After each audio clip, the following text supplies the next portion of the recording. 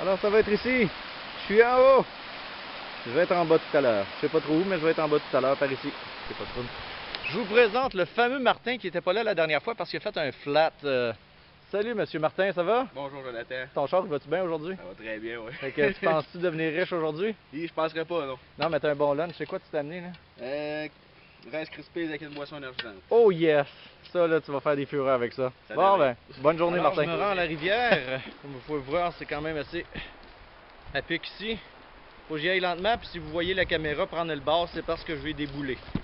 Fait que, on y va tranquillement comme ça. Vous me suivez toujours dans les aventures de Jonathan Wizard. Car au Québec, la forêt est dense.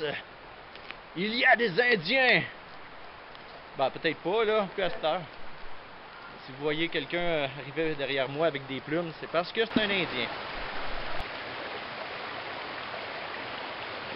Alors, comme vous pouvez voir, je me suis installé dans un nouveau secteur, dans un autre coin du centre du Québec. Vous pouvez remarquer le paysage derrière, c'est quand même assez beau.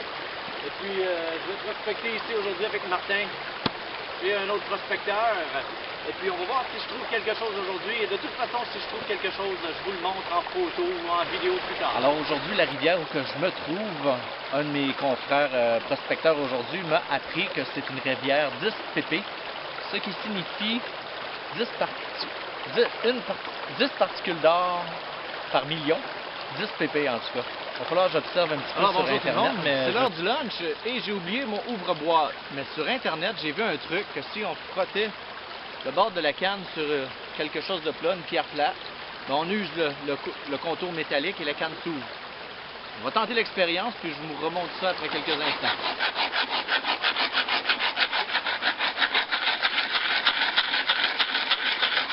Alors, si les trucs de campeurs, ça marche sur Internet, ben, vous allez en avoir la preuve dans quelques instants. Effectivement, ça a l'air d'ouvrir la canne, mais je ne sais pas si la nourriture va être encore adéquate à manger. On va regarder ça.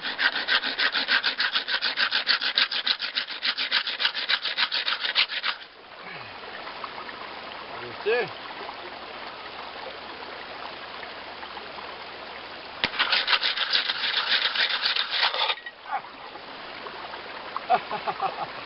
effectivement, ça fonctionne.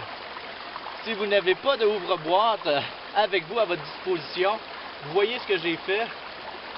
Ben, ça s'ouvre en frottant sur un caillou, sur une roche. Là, par contre, ce que je vais avoir à faire, c'est de le rincer avec de l'eau de bouteille embouteillée pour enlever le petit sable qui s'est accumulé. Mais sinon, on peut manger pareil. Truc de chercheur d'or. Numéro 1. Sur une bière. Je peux vous assurer que ça fonctionne. J'ai rincé ma nourriture avec de l'eau embouteillée. J'ai de l'eau en bouteille ici. J'ai tout simplement rincé un peu le dessus, vu que c'est en canne. Et on va goûter ça, voir s'il n'y a pas de sable dedans. Il n'y a pas de sable. C'est une bonne affaire.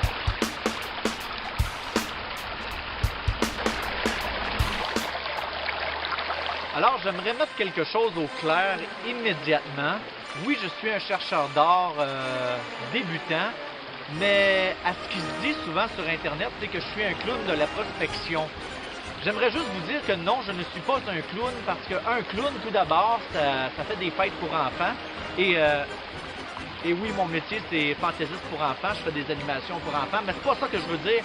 C'est que je ne suis pas un clown. Pas parce que je connais pas tous les termes en prospection et en recherche d'or que ça fait de moi un gars qui veut rien apprendre. Pas parce que j'ai un gros nez rouge dans mon visage que je suis un clown. C'est tout simplement ça que je voulais dire. Je suis pas un clown, OK? Faites-moi pas de peine. Merci. Bon, alors, avec l'expérience que j'ai depuis quelques semaines à la recherche d'or, aujourd'hui, j'ai beaucoup de difficultés à ajuster mon Swiss Box pour que le gravier se nettoie comme il faut. Alors, ça fait la 3e fois que je le change de place, plus ou moins dans le même coin. Je ne sais pas si vous pouvez voir d'ici en arrière. Mais si vous pouvez remarquer, ici, sur le bout de mon doigt, j'ai bien nettoyé les rochers ici et j'ai fait un beau barrage, mon barrage de castor.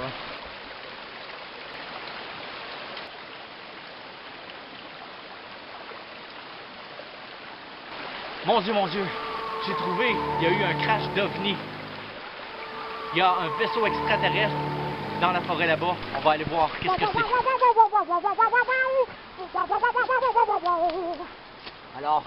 on s'en va vers l'objet, la soucoupe volante. Je sais pas si vous pouvez l'apercevoir. Il y a eu un crash d'OVNI énorme ici. Et on peut repérer ici le premier artefact de cet objet non identifié. Un OVNI. Oui, mesdames et messieurs, en plein milieu de la forêt du centre du Québec, j'ai découvert... Ah non, c'est pas un OVNI. Non, malheureusement, ce n'est pas un OVNI. Je ne pourrais pas dire qu'est-ce que j'ai trouvé ici, mais je pense que ça a plus de valeur qu'une paillette d'or que j'ai trouvée. Alors, il y en a 2, 3. Voici l'OVNI que j'ai trouvé. Et à partir d'ici, vous pouvez voir mon site de prospection. Regardez ce que j'ai fait aujourd'hui. J'ai construit ce muret-là ici. J'ai construit un autre barrage ici. Et mon sluice box est tout simplement ici.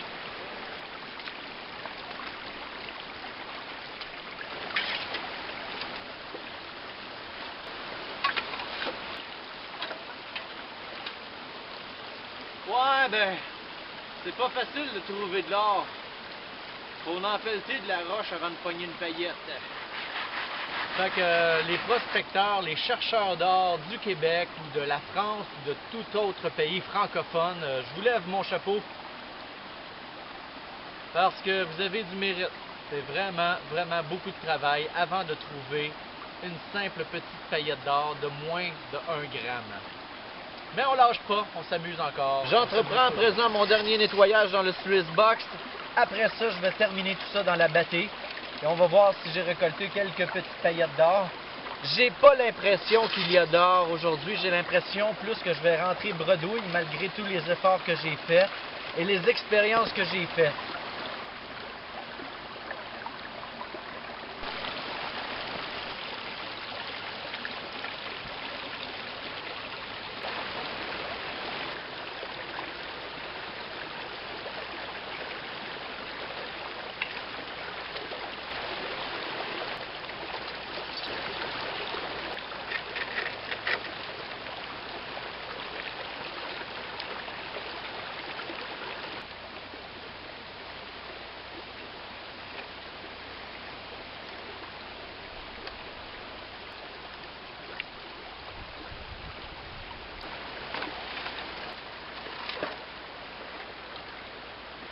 Eh bien, ma journée est terminée.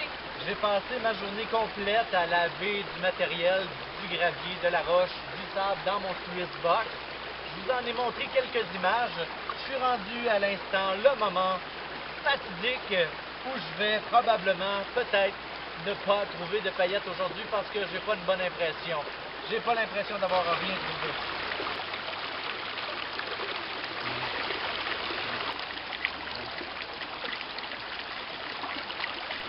Alors, je ne sais pas si ma caméra fait le focus assez bien adéquatement, mais sur le bout de mon doigt ici, il y a une petite paillette. Ouh, yes!